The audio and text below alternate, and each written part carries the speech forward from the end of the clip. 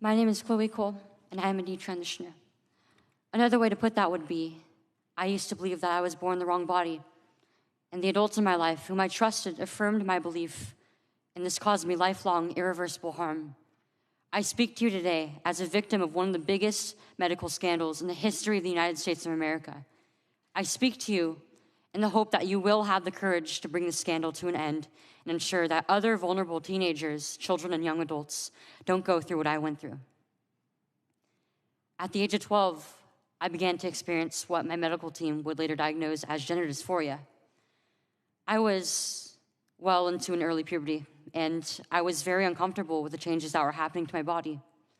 I was intimidated by male attention, and when I told my parents that I felt like a boy, in retrospect, all I meant was that I hated puberty, that I wanted this newfound sexual attention to go away, that I looked up to my brothers a little bit more than I did to my sisters. I came out as transgender in a letter I sent on the dining room table. My parents were immediately concerned. They felt like they needed to get outside help from medical professionals, but this proved to be a mistake. It immediately set our entire family down a path of ideologically motivated deceit and coercion. The gender specialist I was taken to see told my parents that I needed to be put on puberty-blocking drugs right away. They asked my parents a simple question: would you rather have a dead daughter or a living transgender son? The choice was enough for my parents to let their guard down, and in retrospect, I can't blame them. This was the moment that we all became victims of so-called gender-affirming care.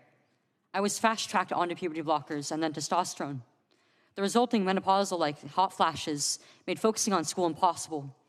I still get joint pains and weird pops in my back, but they were far worse when I was on the blockers. A month later, when I was 13, I had my first testosterone injection. It's caused permanent changes to my body. My voice will forever be deeper, my jawline sharper, my nose longer, my bone structure permanently masculinized, my Adam's apple more prominent, my fertility unknown.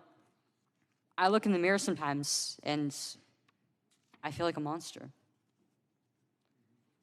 I had a double mastectomy at 15. They tested my amputated breast for cancer. And I was cancer-free, of course. I was perfectly healthy. There was nothing wrong with my still developing body or my breasts, other than that, as an insecure teenage girl, I felt awkward about it. After my breasts were taken away from me, the tissue was incinerated. Before I was able to legally drive, I had a huge part of my future womanhood taken from me. I will never be able to breastfeed. I struggle to look at myself in the mirror at times. I still struggle to this day with sexual dysfunction. And I have massive scars across my chest. And the skin grafts that they took of my nipples are weeping fluid today. And they were grafted into a more masculine positioning, they said. After surgery, my grades in school plummeted. Everything that I went through did nothing to address my underlying mental health issues that I had. And my doctors, with their theories on gender, thought that all my problems would go away as soon as I was surgically transformed into something that vaguely resembled a boy. Their theories were wrong.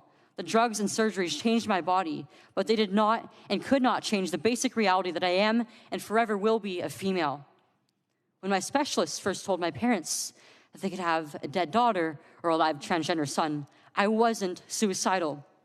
I was a happy child who struggled because she was different. However, at 16, after my surgery, I did become suicidal. I'm doing better now.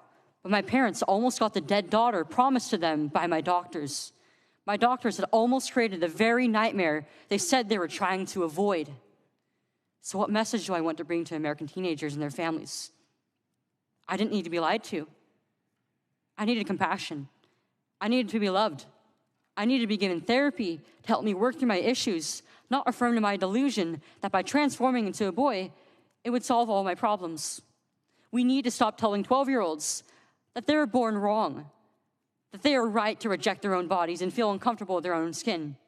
We need to stop telling children that puberty is an option, that they can choose what kind of puberty they will go through, just so they can choose what clothes to wear or what music to listen to. Puberty is a rite of passage to adulthood, not a disease to be mitigated. Today, I should be at home with my family celebrating my 19th birthday, and instead I'm making a desperate plea to my elected representatives. learn the lessons from other medical scandals like the opioid crisis, to recognize that doctors are human too, and sometimes they are wrong. My childhood was ruined along with thousands of detransitioners that I know through our networks. This needs to stop. You alone can stop it.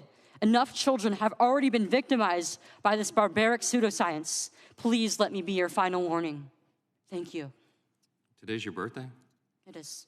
You're a beautiful, brave woman. Thank you for being here. Thank you.